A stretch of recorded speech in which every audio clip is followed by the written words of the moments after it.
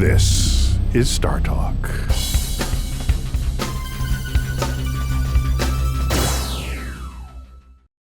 Hello, this is StarTalk All-Stars edition. I'm your all-star host this evening. Carolyn Porco is my name, and I'm a planetary scientist and the leader of the imaging science team on the Cassini mission, which is, as we speak, in orbit around Saturn. My co-host today is Chuck Nice. Thank you, Chuck, for being here. Thank you. And my guest today is Chris McKay from the Ames Research Center in the Bay Area. He's astrobiologist extraordinaire. Chris spends his time scouring the deserts of Earth from Antarctica to Siberia, Namibia, Sahara, trying to understand those places on the Earth that might be like Mars in their environment and wondering how life can thrive there. He's been involved in conjuring what kind of human mission back to Mars might be like. This is a mission that would be piloted by humans. He's involved in that.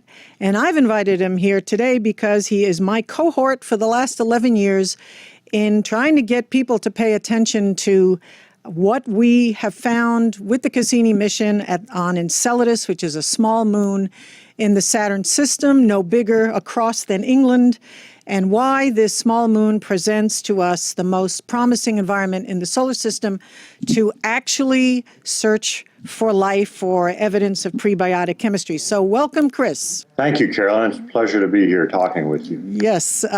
So we've gathered your cosmic queries about Enceladus and astrobiology from various social media. That's right, Chuck. Haven't we done that? That's exactly what we have done. And we have questions via Facebook and Twitter and you name it, whether it's startalk.net. It doesn't make a difference. We take them. And they all want to know about Enceladus and more. You know, astrobiology and more. You know, people see your name and, you know, some people just want to know about Cassini and some people want to know about Saturn. And so I know that we're kind of focused on Enceladus, but, you know, when you say, when people who follow us, when we say Carolyn Porco, they immediately think Saturn because Neil calls you Madam Saturn. I'm Madam Saturn. For the rest of my life, I'll be Madam Saturn. It's all right. It could be worse. It could be a lot worse. It could be worse. So let's take our first, you know, we always like to have a Patreon for those of you who are interested in supporting us on Patreon. By doing so, you get to do cool things like you get invited to parties that we might throw, or you can submit a question for our Cosmic Queries, and we will make sure that we read it because you gave us money. That's a basic transaction in life. Right? That's a basic life transaction. You gave us money, and now we're going to do something for you. So this is from Luna McIntyre, who says, do you think there are parallels that can be inferred by whatever is found with the Europa mission? Since the liquid oceans on both moons, I suppose both moons, she means Enceladus and Europa, seems to be due to tidal heating.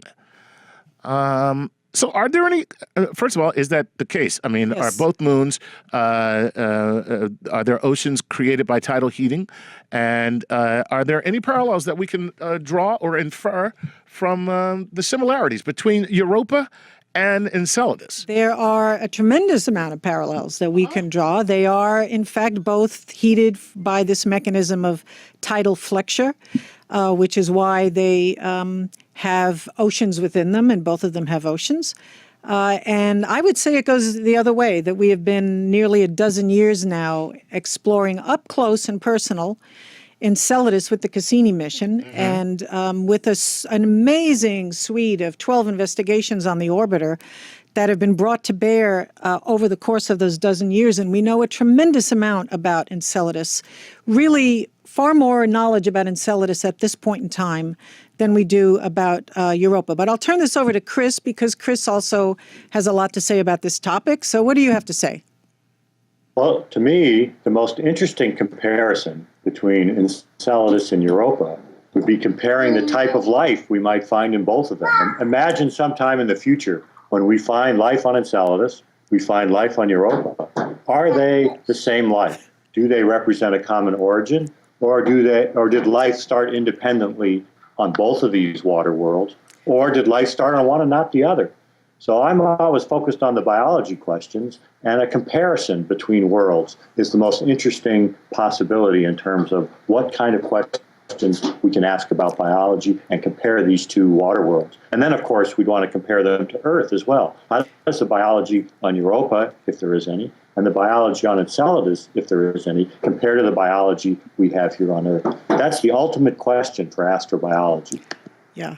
And let me just remind people that why we've gone so goo gaga over Enceladus, and Yes. that is because we found that it has 101 tall geysers that are erupting from its south polar terrain, which is an area, if you were to scale Enceladus up to the size of the Earth, it would be like the latitude of Tierra del Fuego and everything south. Wow. Or if you were biased towards the northern hemisphere, it would be like Edinburgh, Scotland, and everything north. Wow. So imagine having 101 enormous geysers erupting from the terrain that's that large. And once we found with Cassini these geysers, and we knew that the particles that we see in our images were accompanied by vapor, Right. and they formed this enormous plume that went ultimately tens of thousands of kilometers into orbit around Saturn. We took Cassini and we went barreling through it. Right. We went barreling through it time and time and time again. And we've been able to collect material and measure the contents of the vapor, measure the contents of the particles, measure the characteristics of the particles, how big they are, how their size is distributed above the surface. And all this information has finally told us where we are right now. We know we have a global ocean under about 35 kilometers worth of ice. It's salty. It's salty like the Earth's ocean is salty, and it has organic material. So it's got all the formal requirements of what in the NASA world, the NASA universe, we call a habitable zone. And that ocean is accessible now. What we have to do is fly through it again with the proper instruments, Right. better than we have on Cassini, to measure it with a greater precision, and start asking really interesting astrobiological questions. Chris, what are some of the things we could do if we had a mission that went back to Enceladus with proper instrumentation? What kinds of questions do we really want to know? Well, I think you said it well, Carolyn. We already know it's habitable. We already know it has organic material. We already know it has liquid water. We know that liquid water is habitable. So the follow-on questions really go right to the biology. Mm-hmm. Does this habitable environment, is it inhabited? Does it have life? And then the challenge is, how do we search for life? Well, we can search for life using molecules and tools that we develop for characterizing Earth life. But it'd be nice to also have a capability to detect life if it's not Earth life. So then the question becomes, how do we detect life that's similar to Earth, lives in water, made of carbon, but is not directly related to us, doesn't have our DNA? And I think the answer to that is to search for amino acids and search for their handedness and see if there is a enrichment of heavy, complex amino acids in the plume of Enceladus, and then to see if those amino acids all have the same handedness, which is a clear signature of biological selectivity. Hmm. So when you, from an astrobiological standpoint, what would be more desirable? To analyze these things or analyze these components flying through these plumes, or capturing the water and bringing it back? Good question. That's a very, very good question. There are people out there, groups of people, one group I know of that are looking at the possibility of a sample return. It's not a trivial thing to do because there's a lot of concern if you bring a sample back to Earth. You don't want to have an Andromeda strain scenario where you contaminate the Earth. So, that has to be done carefully. But those Earthlings were really something special until they brought back that old Enceladus water. Really, that was the beginning of the end. The instruments that we have on Earth are far more sophisticated than the ones that we could carry on a spacecraft. So. Right. So Chris, in fact, has been a big proponent of a sample return mission. Yeah. But as Carolyn points out, one has to be extremely careful in bringing back a sample from an environment that we think could have life in it. And that environment is very similar to Earth's oceans. We've never done that before. We've brought back samples before, but we've never brought back a sample from a habitable environment. So this is a new challenge, and we have to proceed extremely carefully with it. So I think realistically, the next missions to Enceladus will not be sample return. They will investigate the plume in situ, following up on Cassini, but they will be designed to search for life, unlike Cassini. Cassini did a fabulous job. It was a wonderful, an unexpected find, and its ability to investigate it surprised all of us. And what it told us also surprised all of us. So now we're back with a mission that's based on what we know and search for life in the plume. And then, meanwhile, think about how we bring a sample back safely, because ultimately we have to do that.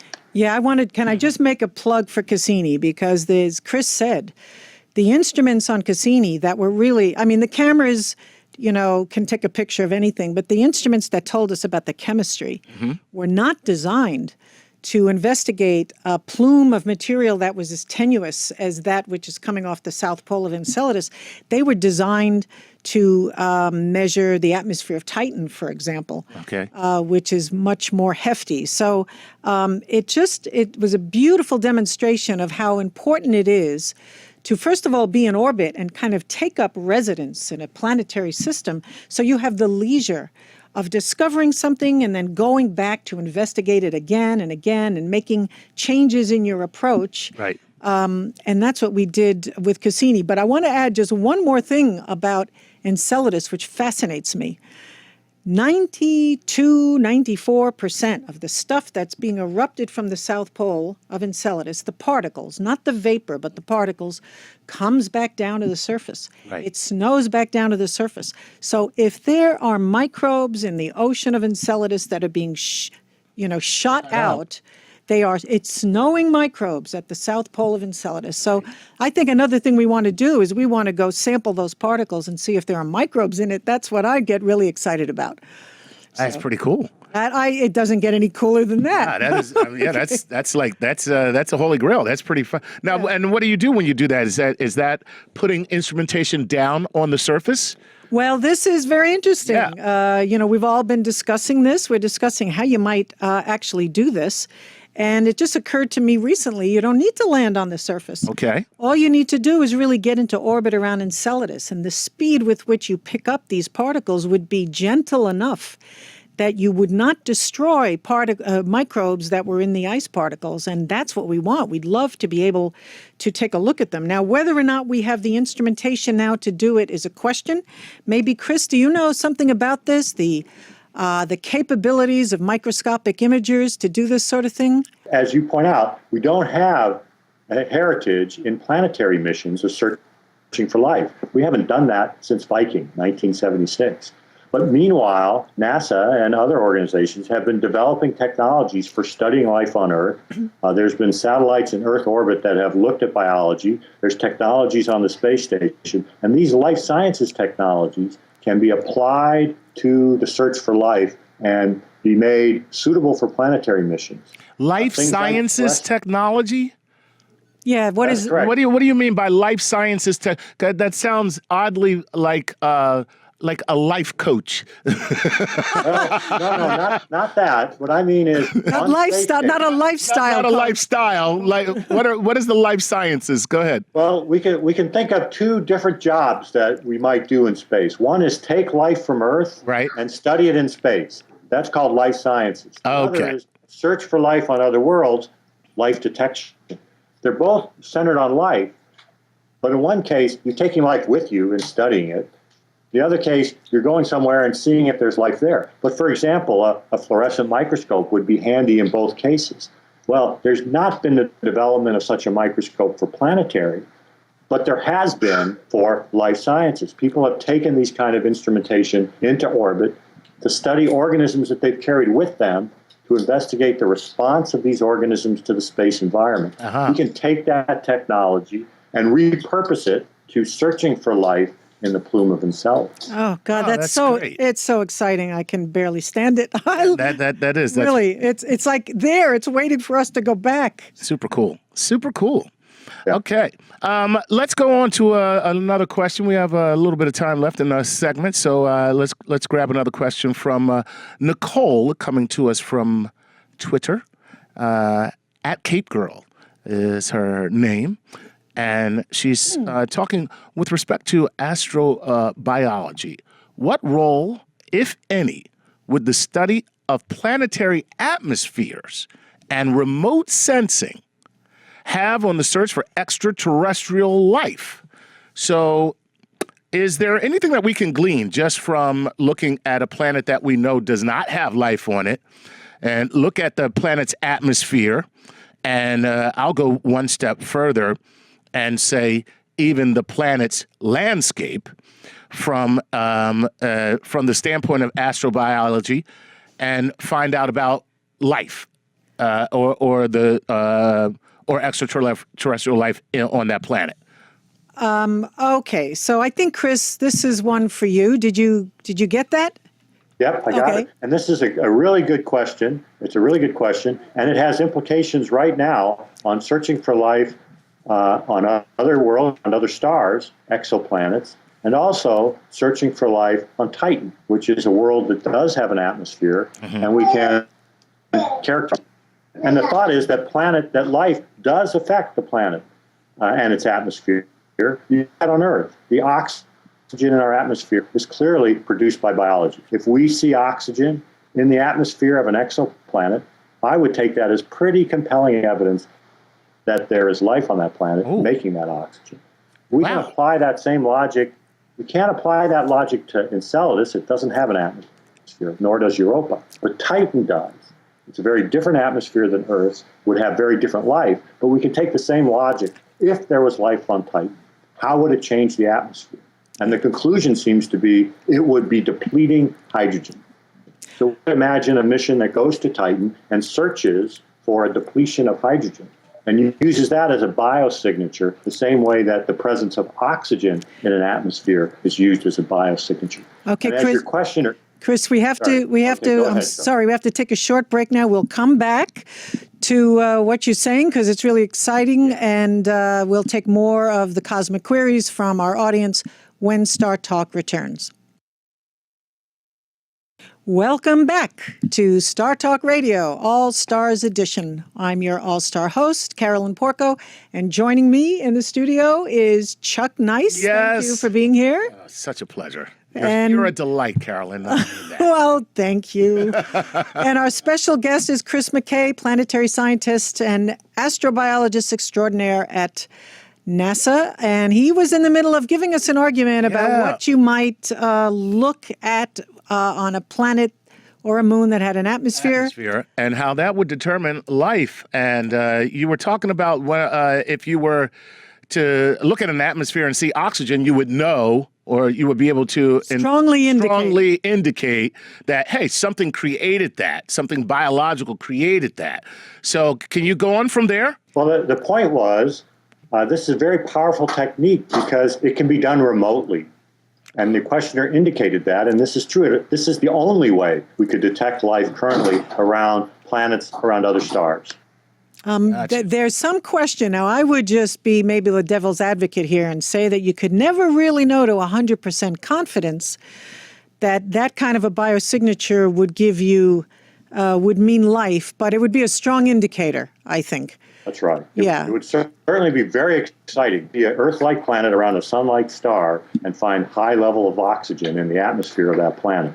Yeah. Technically, there's other ways, but it would be a strong indication of life. Yeah, I know people in that community who think that the only way you'd really know if we had life would be the interception of a signal from an extraterrestrial intelligence. That's like the only thing that would really give you 100% confidence. But it would be a red letter day if we found an exoplanet with. Oh, that's fantastic. That's good. Well, Nicole, thank you for such a very well thought out question. Let us move on and ask a question from Doug Dumphy, who wants to know, What's the next likely mission to Enceladus? And what do you hope it is capable to do beyond Cassini? Hashtag CQ Enceladus, which is our hashtag. I don't know why I read that. Well, you're just being. I'm just being thorough. You're being Yes, thorough, maybe right? a little too thorough. I think we just said that, but we can say it again. Yes, we did. Cassini- We did kind of get into that, but go ahead.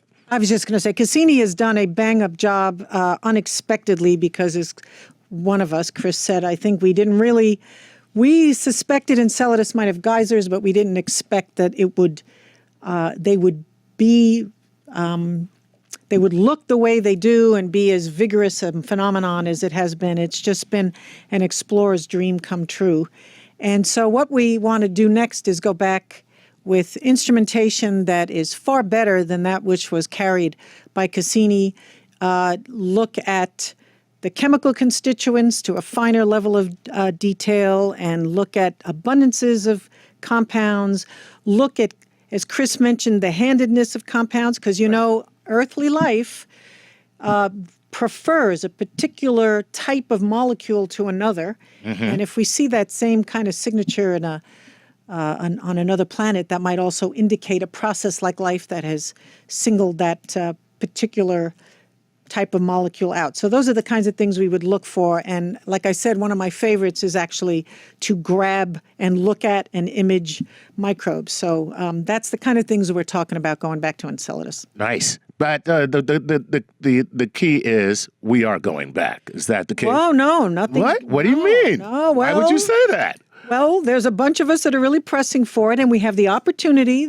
We now can submit to NASA what are called New Frontiers proposals. So this is proposals for like a big chunk of money, something like $850 million. But that doesn't mean we'll get selected. There are people who want to go to Venus, people who want to go return a sample from a comet. There's lots of competition. So now let me ask you this. I mean, this is just part of our conversation. And I think it's terrible that we have to kind of make choices like this, these Sophie's choices where, it's like, well, should we go to Venus or should we go to Mars or should we go back to, and so it's like, we should be doing all of this, to be honest. I mean, let's be very square. We should be doing all of this.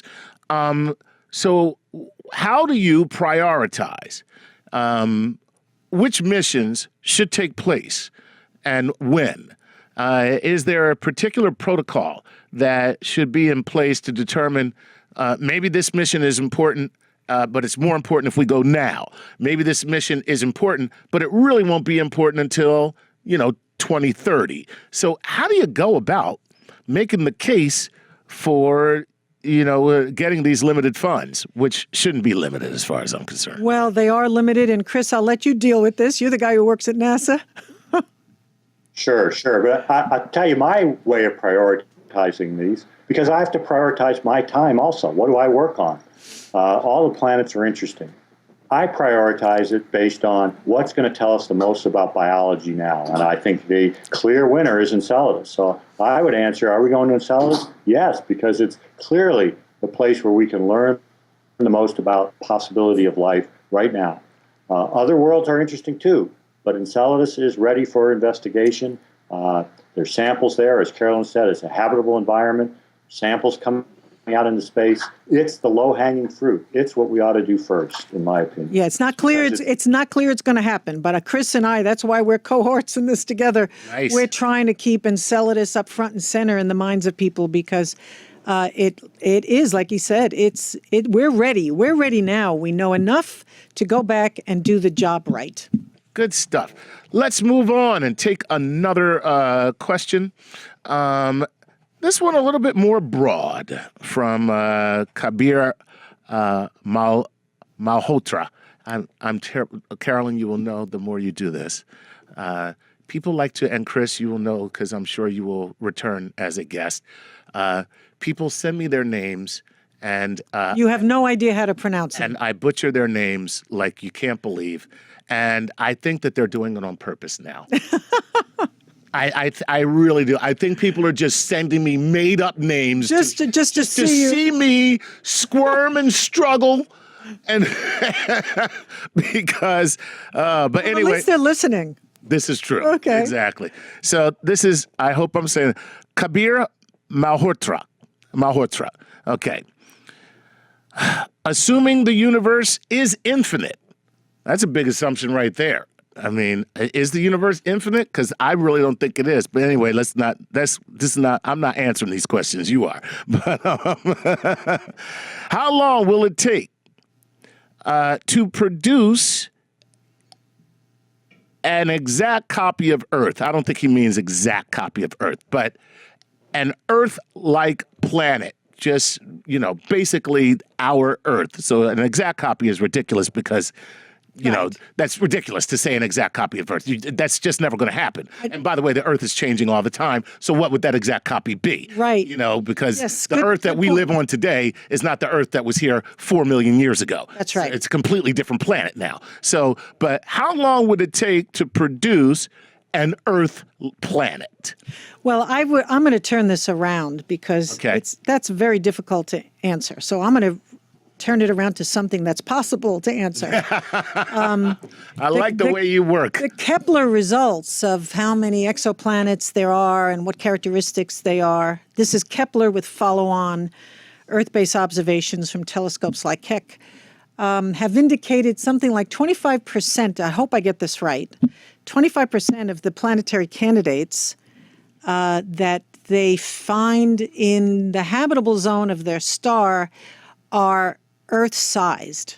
Okay? Oh, okay. I think that's right. And then some fraction of those would be Earth-like, and you could call it, Earth's twin. Right.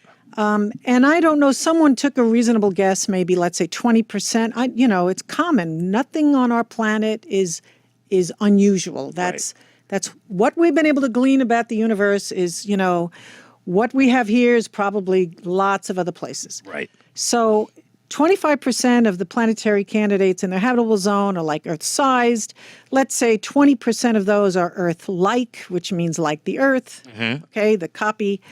And when you go through all the numbers, the last time I heard this, which was probably 6 months or a year ago, the number came out to something like 5 billion, 4 billion Earth-like planets in our galaxy.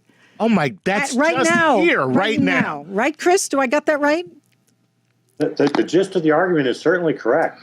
There are going to be in our own galaxy a lot of Earth-like planets. We just got to look. We know that there's lots of planets out there, and some of them are going to be like Earth. We don't need an infinite universe. Our own galaxy, in fact, our own stellar neighborhood, probably has lots and lots and lots of Earth-like planets, arbitrarily closely similar to Earth. The more we want to look, the more we can find ones that are as close to Earth as we want it to be. Really, we might have a lot of community work ahead of us. Yeah. Wow. So, I mean, that's pretty unnerving when you think about it, because now unnerving. Okay. It's like it's incredibly exciting. It is exciting. When I say unnerving, I mean in a good sense. In a good sense, it is really that exciting that it's unnerving. It's shocking, is what it is. It's shocking. So now let me ask the both of you this. With that in mind, does it necessarily increase the likelihood of there being intelligent life on one of those planets, since we pretty much developed on this planet? Does it increase the likelihood, or does it not? I mean, are those two things related in any way scientifically, or I mean, Well, look, we have a statistic of one. Right. We know on an Earth-like planet, one civilization has developed to the point where we call ourselves intelligent and we are capable of communicating across space. Mm-hmm. So, if it happened once, it's likely to happen again. How likely is it? I don't know. I guess that's a guess, but I'm an optimist. I think that probably it's happened many times. Chris, do you want to take a guess? What do you think? You're an optimist, I know. I am as well, and I think it's useful to divide the question into two steps. One is the distribution of life, and then secondly, the distribution of intelligent life. Certainly, we think that life should be widespread. Whether some of those life forms develop intelligence is a more deeper question, but I tend to be an optimist too. So I think we're going to find the universe is full of life, and that many, but not all, of those life-bearing planets have developed intelligence. Yeah. Gotcha. That doesn't mean that they're like on their way to get us right now. It's the distances are prohibitive. Yeah. When you say a star is 12,000 light years away. We're talking, that's the time it takes light. Right. The fastest thing we have to get here. It would take us far, far longer than that. So, yeah. So I mean, the realistically, life could exist there, but our being able to get to that life is very unlikely. well, eventually, I suppose we could put some robotic spacecraft on a course for some gotcha, star, right. and maybe That makes sense. Yeah. Yeah. 'Cause robot. I mean, that's so that brings me to another question from both of you. Okay, especially you, Chris, being an astrobiologist. Is it more important to have a first contact from one of us making contact with intelligent life, or from an emissary that we have created, i.e. a robot or android, or some representation of human life, whether it's a computer or what have you? And of course, that probably will make more sense because we can send that thing out and just let it go. We don't have to feed it. We don't have to worry about it dying, and it's not going to bitch and complain like I'm lonely and I miss my family. And so, So I mean, is that most likely how we're going to make our first contact? we might have made a first contact already. Ooh. I mean, we have our signals sent out. What did Dan Wertheimer just say? He said 70 years ago, Right? Something like that. But so we won't know. That's the thing about this whole thing. The distances are so huge. We won't know if we've made a contact with another civilization until we hear back from them. Gotcha. Okay. Interesting. Yes. Okay. So we have just limited time. So we're going to wrap this up for this segment. We'll take a short break. And when we come back, we're going to entertain more of our listeners' cosmic queries when Star Talk returns. Hello again, and welcome back to Star Talk Radio, All-Stars Edition. I am your All-Star host, Carolyn Porco, and joining me in the studio is my fabulous, wonderful, dynamic co-host, Chuck Nice. Hey. Thank you. Well, thank you. For a moment, I started to look around to see who else was here. And we have as our special guest, we have Chris McKay, who's an astrobiologist from NASA Ames Research Center in the Bay Area. We've been talking about the search for life in the solar system. There isn't a topic that's more exciting than that. And we're going to now discuss what kind of life we might find on a place like Enceladus, and how might it be different than the life we have here on Earth. This is a really tantalizing question, because I think most people would agree it would really be far more interesting to find life that was entirely different from the life we have here, biochemically, metabolically, all those things, because then we'd have a point of comparison that we could make, and that would give us insights into how life developed one way on one planet and one way on the other. So, Chris, why don't you weigh in on this for us, because I'm sure this is something that you've thought quite a lot of. Sure. Normally, when we talk about different life, we're thinking something exotic, like maybe silicon-based life or something. And that's not what we're going to find on Enceladus. Enceladus is a world with water and carbon. Life there will be based on carbon, just like us. But it might still be profoundly different. How that carbon and water arranges to form biochemistry could be very different on Enceladus. So, for example, DNA, which we use to store information, may not be the same molecule used on Enceladus to store information. The proteins on Enceladus may be made out of amino acids, just like the proteins on Earth, but they may be made out of different amino acids. Or the chirality, the handedness of those amino acids might be opposite. So there's many ways that life on Enceladus could be very, very different than life on Earth, and it would be very interesting to do that comparison. Now, for us to do that, I'm guessing that that's going to be pretty hard to do with the kind of stuff we're talking about that might be done on the very next mission to Enceladus. I'm going to guess that in order to do that, we really got to bring samples back to Earth. Do you agree with that? Not necessarily. Go ahead. I think we could go a long way with instruments that we send there. If, for example, we search for amino acids and we find that the plume of Enceladus has amino acids, complex ones, and they're all, let's say, right-handed, the opposite of Earth life, then we've learned an enormous amount about life on Enceladus, and we've determined that there's life there, and it's a separate life from Earth life. Okay, so you're talking about chirality or handedness, but what about the way its proteins are structured or the way the amino acids go together? That's really higher order stuff. That's hard to do without bringing a sample back. Don't you agree? Sure, we won't answer all of our questions. But we'll answer. Sounds like you've got some life form there crawling around. Yeah. We won't answer. He wants to go. Oh, okay. We won't answer all of our questions, and more complex questions will require more complex instrumentation. But we will be able to answer some questions, and if there is life there, we have a good chance of determining that it's there and determining that it's alien from Earth life. So we could, in principle, go pretty far down the logic tree.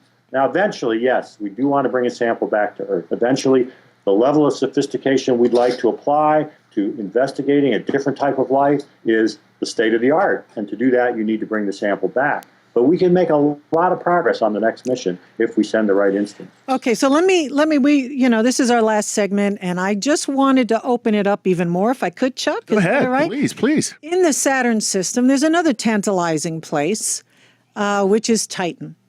Right. Titan is considered kind of, believe it or not, we used to think of Venus as the sister planet to Earth, but Titan is even more like Earth in many respects than Venus is. It has landforms that are like we have here on Earth because it's got a substance in its atmosphere, methane, which acts like water does here on Earth, and it rains out of the sky. It can form clouds. It can carve channels and gullies and so on. It can pond on the surface.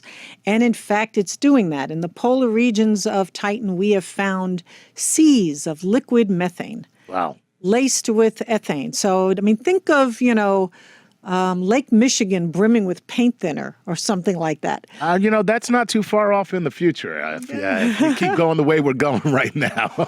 So, now I'm not a fan of thinking that we have life in the seas of Titan because, or at least, I should say that we have a chance of really recognizing it because it would be so different than we have here on Earth because we know about earthly life. But I know Chris is a big fan of this idea, so I wanted to give Chris the opportunity to elaborate on the possibility that we could have life in Titan seas, given that the temperature there is so cold and the kinetics are going to be so slow and so on, and then how we might go about even recognizing life in the Titan seas. Well, that's a really good question. And it roots to what do we think life needs? It's clear that life needs a liquid. On Earth, that liquid is water.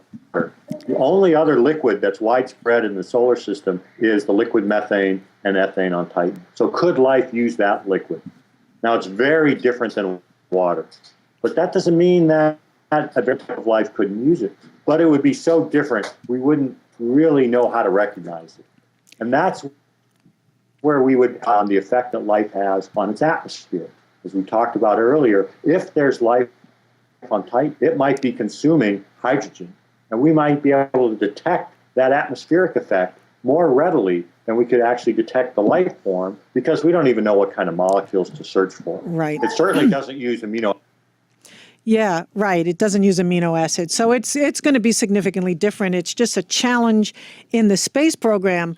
It's a challenge to, like I said, this is where the rubber meets the road. You have to design an experiment. You have to know what you're going to measure. And when you're looking at an environment that's alien to the Earth and life that may not even be constructed like the Earth, that is no common biochemicals, it becomes very challenging. Yes, that was fascinating. That was great stuff. Great stuff. I'm still fascinated by just the fact of life living in a methane ocean. That alone is kind of mind-boggling. Yeah, well, they say, was it Rudyard Kipling that said travel is mind-expanding? Well, planetary exploration is mind-blowing. There you go. All right, let's take a question. Pardon me. I'm terribly sorry. Drew Davenport. And Drew Davenport is writing from Wilmette, Illinois, here on planet Earth. He actually put it that way. Oh, that's good. We want to, Yeah. Have you ever found anything that you couldn't identify or thought was really strange during a spectral analysis? This is for both of you, actually, because I'm sure that spectral analysis is part of both your missions. Oh, major. Yeah. Well, now, is there anything that comes back where you're just like, that's odd?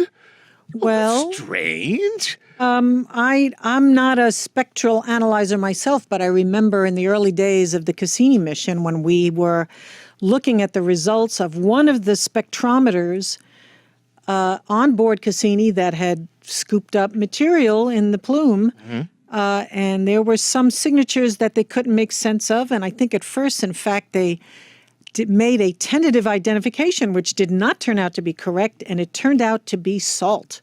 They had not thought that there would be salt. And when they went back and said, okay, maybe this is salt, and they went back and did the match, it was a great match. So that's my little anecdote. Chris, you must have one. I can't think of something offhand, but along the lines, I remember when we were first going to Titan, we thought it had a global ocean. When we got there, it didn't. So that we were often surprised. And I think we have to keep that in mind. Our guesses of what's out there are often wrong. Right. The only way to know is to go look. This brings up something that I love to just remind people of. In being explorers like we are, we're kind of if not our bodies, our minds and our emotions are on these robotic spacecraft that we send across the solar system.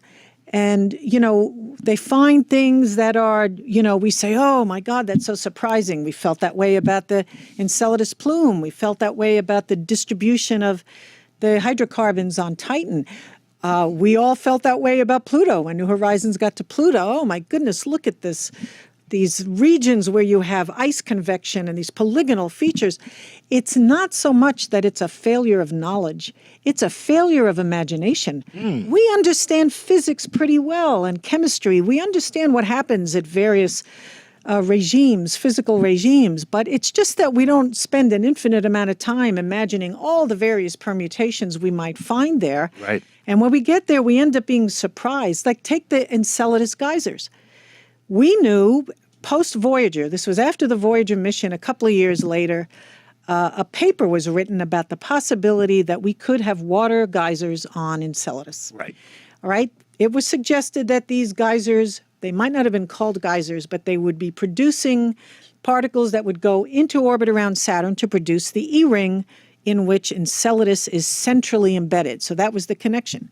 So we had geysers on the brain when we went back to Enceladus with Cassini, and we even, the imaging team, planned observations to look for them. And the first image that we have of a plume coming off Enceladus has the word plume in the title of the observation. It was deliberately planned to search for plumes. Right. So we knew what we possibly might find, but nobody took the time to imagine, well, okay, so we have geysers coming off Enceladus. The gravity on Enceladus is only 1/100th of the gravity here on the Earth. So these things are going to be enormous. No one thought that. Right. So we get there and we see this incredible spectacle. And it just reminded me of this, that, we always fail to imagine what we might find. So it's what it makes it so thrilling, just seeing something for the first time. It's just, it's mind-blowing. That's pretty cool. Of course it's cool. Excellent stuff. All right, let's Theron,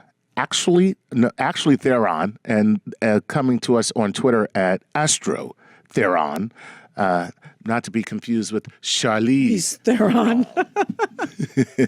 maybe that's a fan of Charlize. Ask this. I really don't understand this question at all, so you guys don't have to help me.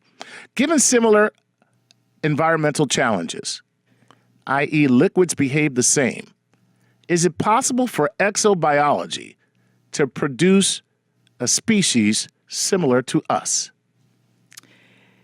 So we have only about a minute. Oh, yeah. So you're saying given similar biology, is that the similar chemistry? Yeah, similar environmental, yes.